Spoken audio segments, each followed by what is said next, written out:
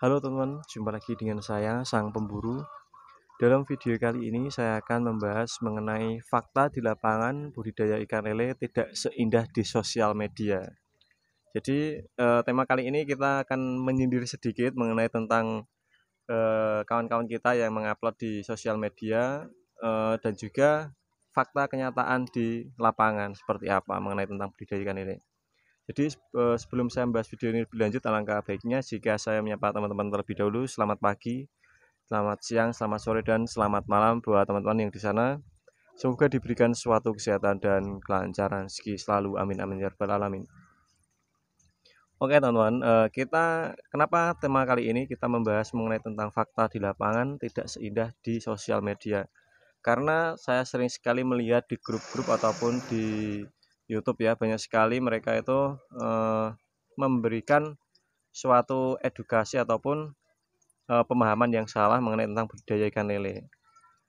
Dalam artian banyak sekali yang teman-teman upload itu mengenai budidaya ikan lele di ember misalnya, itu salah satu contoh. Dan ada juga tebar bibit tanpa sortir bisa menghasilkan hasil sekian ribu dan sekian juta hasilnya. Jadi seperti itu ya. Jadi supaya teman-teman bijak dalam budidaya ikan lele ataupun memahami tentang suatu hal yang teman-teman akan jalani, teman-teman.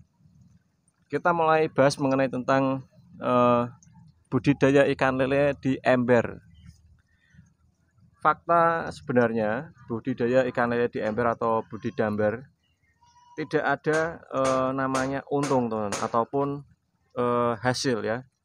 Saya berani jamin. Karena kenapa seperti itu? Karena mungkin jika dari teman-teman itu banyak sekali yang bilang untung 2 juta dari budidaya ikan lele sistem budidamber, ataupun untung sekian ratus ribu dari budidaya ikan budidamber seperti itu ya.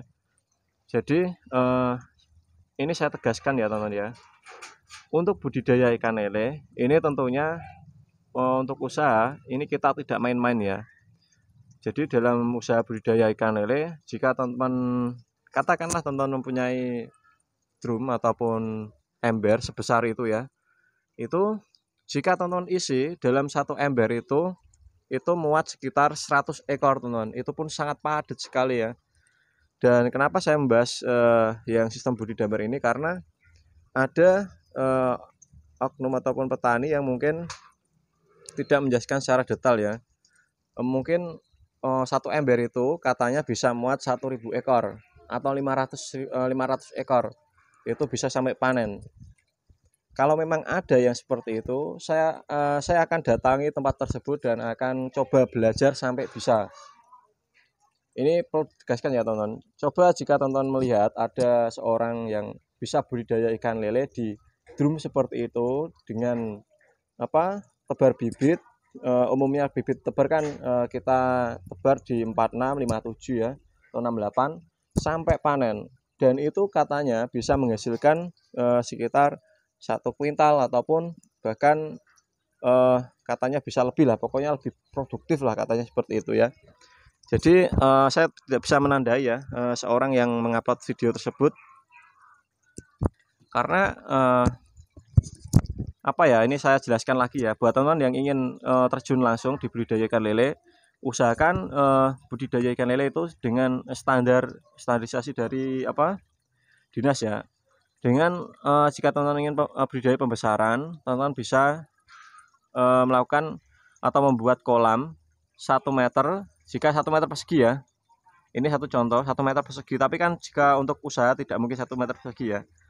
Untuk ukur 3 meter kali 4 meter ataupun 3 kali 3, teman-teman bisa tebar sekitar 1000 ekor ya.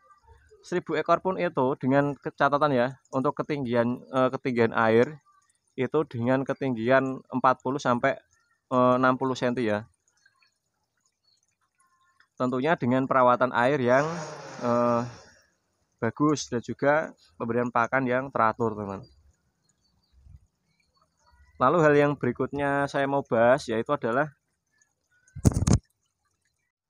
pembahasan mengenai tentang budidaya ikan lele tanpa sortir. Itu saya juga melihat dari sosial media ya.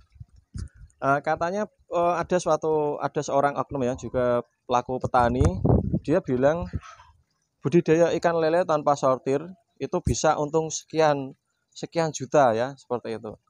Jadi ini mungkin sebagai untuk pemula, mereka akan jiwanya akan meronta-ronta ya.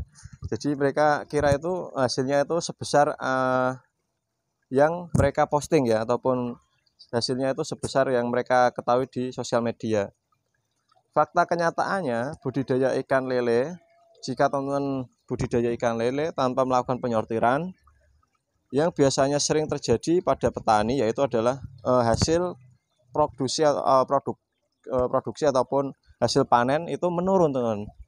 Kenapa bisa menurun? Karena sifat dasar dari sifat alami dari ikan lele itu adalah kanibalisme ya, kanibal ya.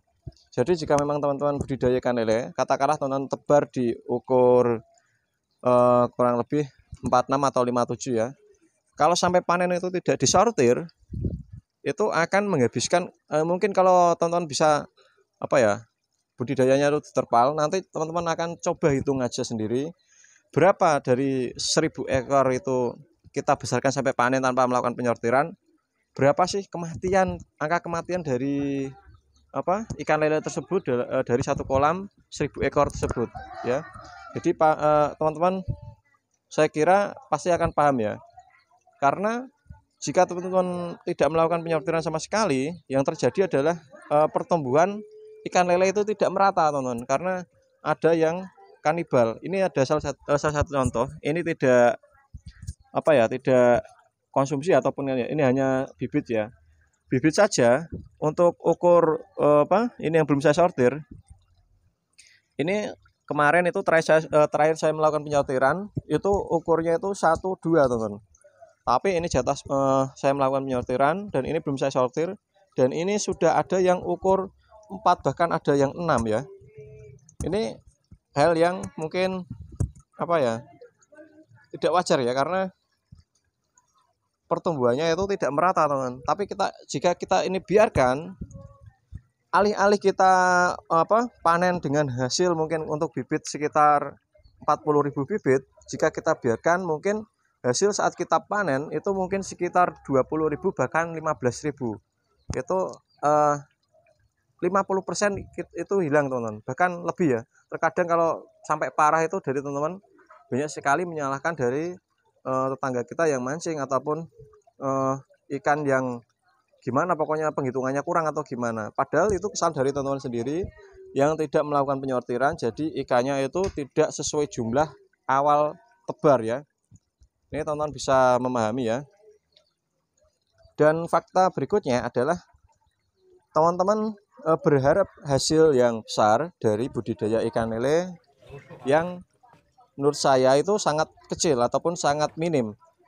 Maksudnya adalah jika teman-teman ingin menghasilkan atau ingin usaha dalam budidaya ikan lele pembesaran, minimal berapa bang jika kita ingin usaha budidaya ikan lele supaya kita mendapatkan hasil yang maksimal. Istilahnya itu kita niatnya untuk kerja ya. Itu untuk teman-teman tebarnya itu untuk menghasilkan hasil yang maksimal, teman-teman harus tebar sekitar 10.000 ataupun minimal untuk pemula teman-teman bisa tebar sekitar 5.000 ekor ya.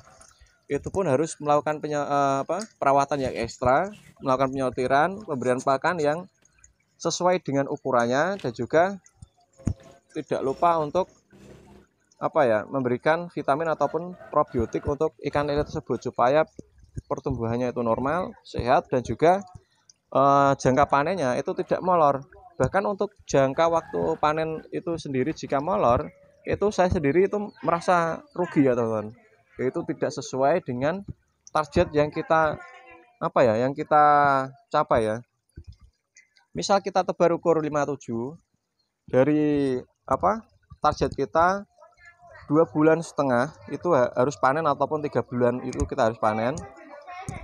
Ketika kita tidak melakukan perawatan secara ekstra untuk kolam kita ataupun pada bibit kita dan pemberian pakan yang tidak teratur, maka bisa jadi panen yang seharusnya 2,5 bulan itu bisa molor sampai sekitar 4 bulan, 5 bulan, bahkan ada yang kasus yang saya miris itu bahkan sampai 1 tahun itu belum panen.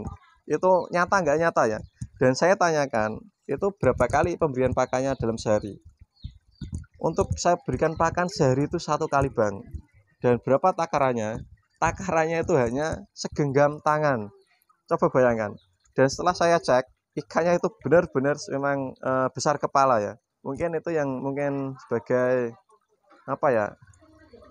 Seseorang itu menilai dari ikan lele itu mungkin besar kepala ya, emang besar kepala, nggak ada ikan lele besar badannya, nggak ada teman, kecuali ikan lele yang telurnya itu matang gonat ya, ataupun yang sudah bertelur, perutnya pasti lebih besar dari kepalanya.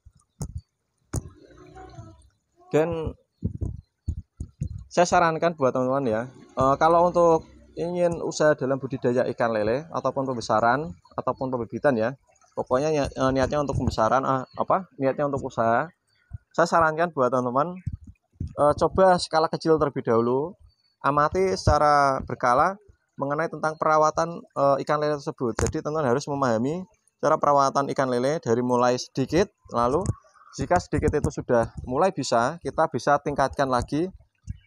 Jadi skala berkala ya. Tapi kalau memang teman-teman secara berkala, saya harap teman-teman jangan sampai mengharapkan hasil yang mungkin yang teman-teman harapkan hasil sekian juta atau sekian ratus ribu dalam 1 bulan. Itu anggap saja teman-teman sebagai pembelajaran ya. Setelah teman-teman bisa mendapatkan pembelajaran yang sangat teman-teman inginkan, maka teman-teman harus mengaplikasikannya di lapangan yang memang untuk kita niatnya untuk kerja ya.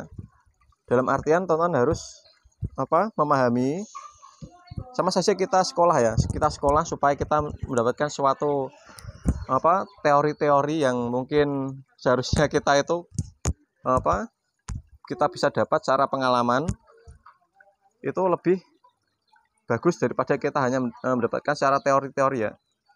Ya walaupun memang kita jika sekolah itu kita ada banyak sedikitnya ada yang keikut dalam pekerjaan kita, tapi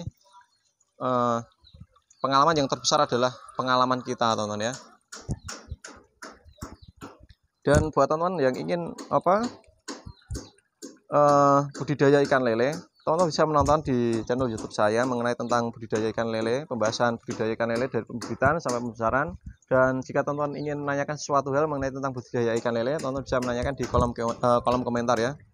Dan jika ada suatu kekurangan dalam video ini, teman-teman coba tanyakan di kolom komentar. Nanti saya akan coba membuatkan video part kedua mengenai tentang pertanyaan teman-teman ya. Dan mungkin itu saja yang bisa saya bagikan buat teman-teman. Salam dari saya, sang pemburu. Salam petani ikan lele Nusantara. Salam jos.